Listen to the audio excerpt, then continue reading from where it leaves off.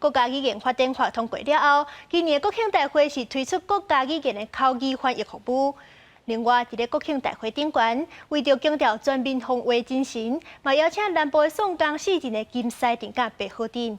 表演者是对700岁到正100岁拢有，展现台湾民间传统武术的文化。大会主席游锡堃院长，对会助理游锡堃院长，会书人总统。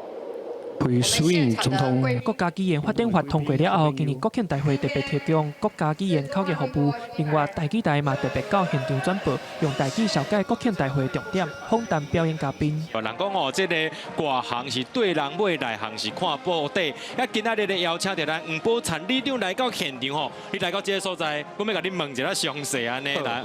主持人访问的就是伫国庆大会顶悬表演武阵的台南顶头，今仔带西亚西会场，白河仙师甲东主小人，几大对少年人伫咧互相比拳过招，因是南部宋江市镇内底的金狮镇甲白河镇。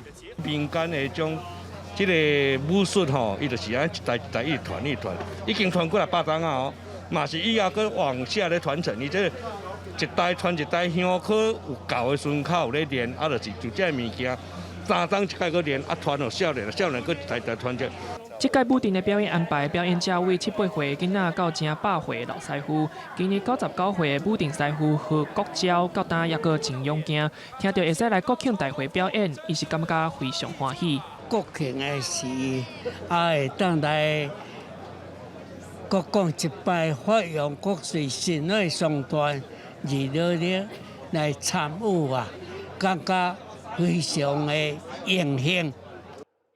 这届国庆大会邀请武阵表演，是希望强调全民防卫的重要。武阵团表示，连中国迄边拢有人要来学，希望少年人会当继续把这个武术传承落去。